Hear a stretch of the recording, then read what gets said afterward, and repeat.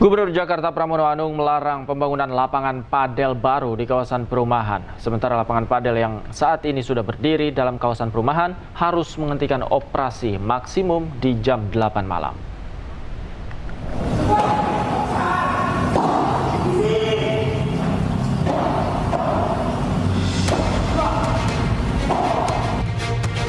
Pemprov DKI Jakarta menerbitkan sejumlah kebijakan baru terkait dengan pendirian lapangan padel, olahraga yang saat ini digandrungi masyarakat. Keputusan dibuat usai rapat terbatas penertiban fasilitas olahraga tersebut di Balai Kota Jakarta Selasa pagi. Dalam aturan baru ini, Gubernur Jakarta Pramono Anung melarang pembangunan lapangan padel baru di kawasan perumahan. Pramono menegaskan pembangunan lapangan padel baru hanya boleh di zona komersil. Saya akan memulai yang pertama. Untuk lapangan padel sudah diputuskan perizinan baru untuk pembangunan atau lapangan padel tidak diperbolehkan di zona perumahan. Semuanya harus di zona komersial untuk yang baru. Yang berikutnya adalah bangunan atau lapangan padel yang tidak memiliki PBG dilakukan penghentian kegiatan, pembongkaran dan pencabutan izin usaha. Pramono menambahkan, lapangan padel yang saat ini sudah berdiri dalam kawasan perumahan harus menghentikan operasi maksimum di jam 8 malam.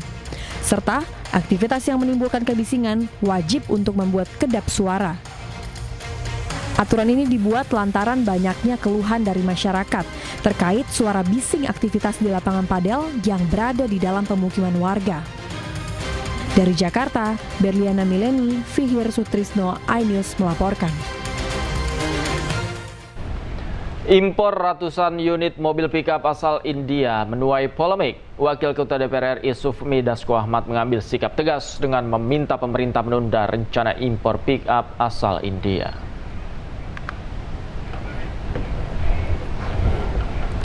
Sufmi Dasko Ahmad, Wakil Ketua DPR RI menilai penundaan rencana impor 105 unit mobil pickup asal India didasari oleh kebutuhan untuk melakukan evaluasi mendalam mengenai urgensi dan implikasinya. Kebijakan strategis dengan volume sebesar itu tidak semestinya diputuskan secara terburu-buru tanpa kalkulasi yang komprehensif. Ditambah lagi, setiap keputusan impor harus mempertimbangkan dampak jangka panjang terhadap industri nasional.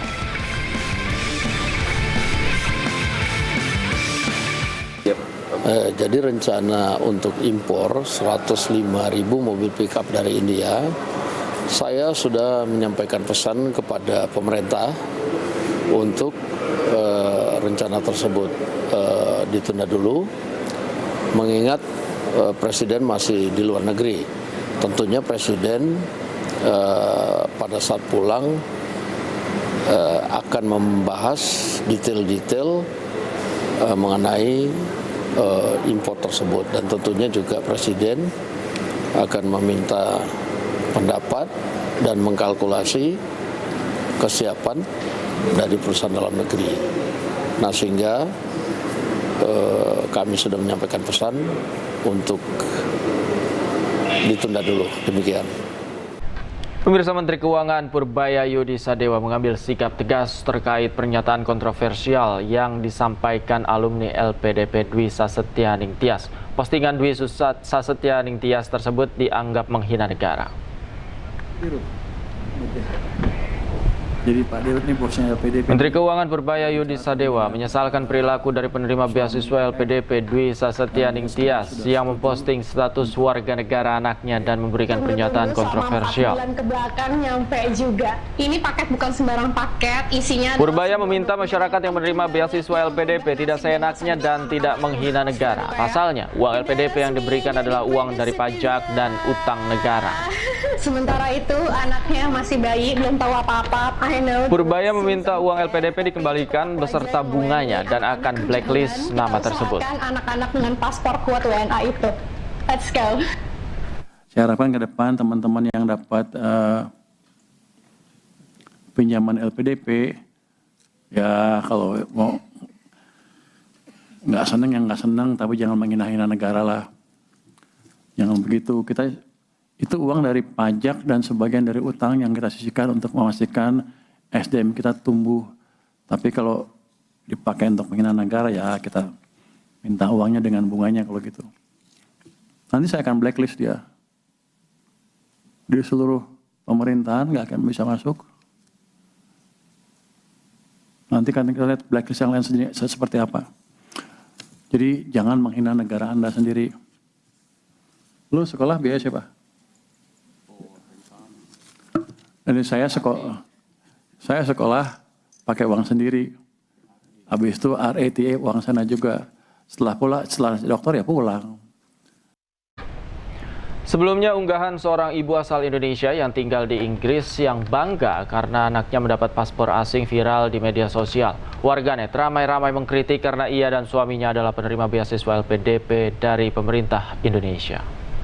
Tunggu-tunggu selama 4 bulan ke belakang nyampe juga. Ini paket bukan sembarang paket, isinya adalah sebuah dokumen yang penting banget yang merubah nasib dan masa depan anak-anakku.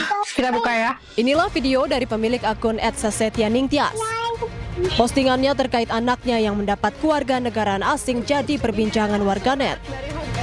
Hal ini lantaran statusnya dan sang suami sebagai mantan penerima beasiswa Lembaga Pengelola Dana Pendidikan alias LPDP. Setelah menerima amplop, ia menunjukkan ekspresi terharu dan menyebut ini paket bukan sembarang paket.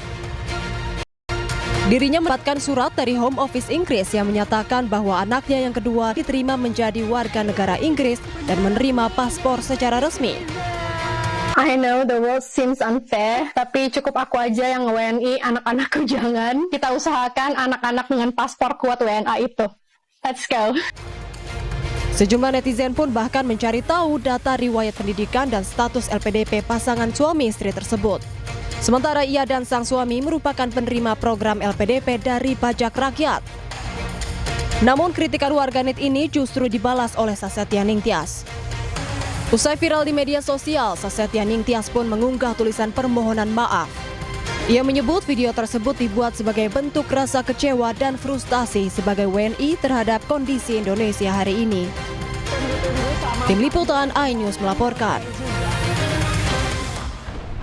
Pemirsa, Sekjen Projo Freddy Alex Damanik kembali diperiksa penyidik Polda Metro Jaya. Ia dimintai keterangan tambahan sebagai saksi atas kasus ijazah Jokowi. Ya, makasih. Freddy menjadi saksi atas kasus dugaan pencemaran nama baik dan tuduhan palsu ijazah Jokowi dengan Roy Suryo CS sebagai tersangka.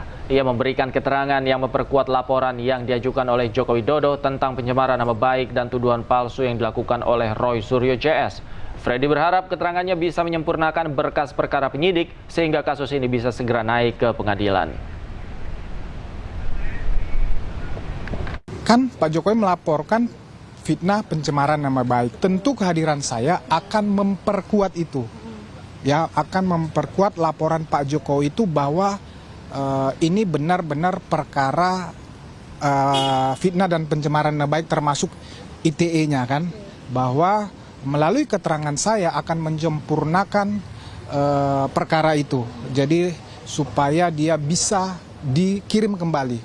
Setelah lengkap dikirim kembali ke jaksa. Dan kita yakin bahwa setelah dikirim akan dinyatakan lengkap.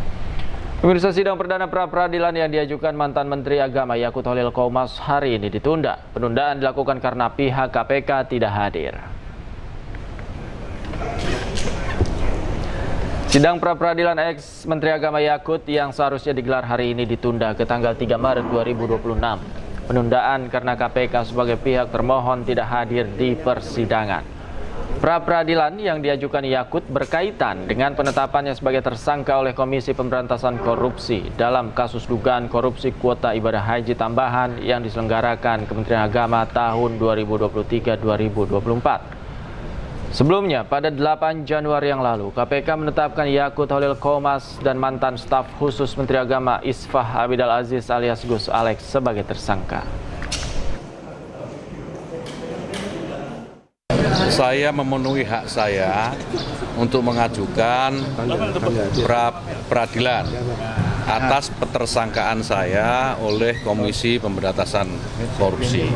Jadi tidak dalam rangka untuk menghambat apalagi melawan proses hukum tidak, tetapi menggunakan hak saya sebagaimana tadi saudara-saudara semua juga saksikan KPK menggunakan haknya untuk tidak hadir pada hari ini. Kemudian yang ketiga saya juga perlu sampaikan bahwa persoalan yang menimpa saya ini adalah persoalan yang kita tahu semua tentang kuota haji. Ya, satu-satunya pertimbangan saya lakukan ketika menetapkan pembagian kuota itu adalah hifdzun nafsi, menjaga keselamatan jiwa jamaah karena keterbatasan tempat yang ada di Saudi. Dan berikutnya kita harus tahu bahwa haji itu yurisdiksinya di Saudi. Jadi tidak semata-mata menjadi kewenangan pemerintah Indonesia, tidak. Yurisdiksinya ada di sana. Kita terikat dengan peraturan-peraturan yang ada di Saudi, termasuk pembagian kuota itu. Ketua KPK Setio Budianto menjelaskan alasan tim hukumnya menunda sidang pra-peradilan ex-Menteri Agama Yakut Khalil Qomas. Menurutnya Biro Hukum memerlukan waktu lebih untuk mempersiapkan dokumen dan jawaban. Ya kan ada beberapa kegiatan yang dilakukan oleh Biro Hukum, itu dengan beberapa kegiatan minta penundaan waktu, yaitu mempersiapkan segala sesuatunya. Ini kan bukan hanya masalah kehadiran ya, tapi persiapan, dokumen, jawaban, gitu. Sehingga nanti pada saat, dan itu sudah disampaikan secara tertulis. Setelah nanti kemudian berikutnya ya kami usahakan ya, sesuai dengan timeline atau schedule yang sudah dijadwalkan, mudah-mudahan akan hadir. Pemirsa, Ketua KPK 2011-2015 Abraham Samad mengusulkan agar Undang-Undang KPK dikembalikan ke versi lama sebelum diubah pada era pemerintahan Joko Widodo. Usulan tersebut disampaikan langsung saat bertemu Presiden Prabowo Subianto.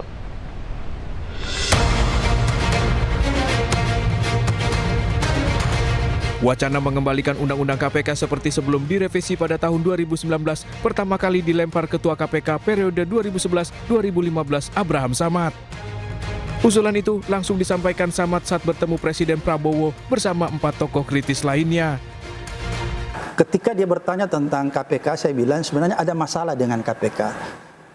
Apa masalahnya saya bilang? Karena pertama ketika di zaman Pak Jokowi, Undang-Undang KPK itu direvisi tahun 2019. Saya bilang itu menyalahi dari UNCIC. Di dalam UNCIC itu disyaratkan bahwa lembaga-lembaga anti korupsi yang ada di dunia, sifat kelembagaannya, eksistensi kelembagaannya, dia harus independen. Kalau kita ingin konsisten memperbaiki KPK, kembalikan undang-undangnya seperti awal. Selain meminta Prabowo mengembalikan Undang-Undang KPK lama, Samad juga mengusulkan agar seleksi komisioner KPK lebih diperketat, termasuk mengembalikan 57 mantan pegawai KPK.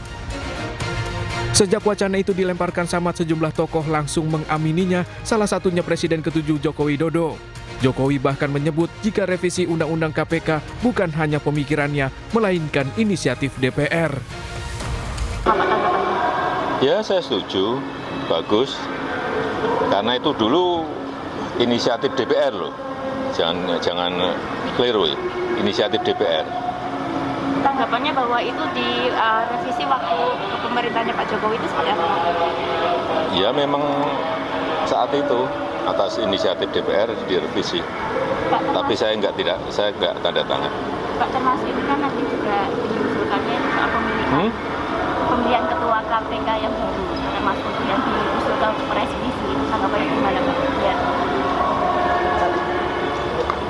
Ya sesuai ketentuan aturan yang ada aja lah. Undang-Undang KPK direvisi tahun 2019 atau di era pemerintahan Jokowi Ma'ruf Amin, publik menilai akibat direvisi KPK semakin kehilangan taringnya dalam memberantas korupsi di Indonesia. Tim Liputan iNews melaporkan.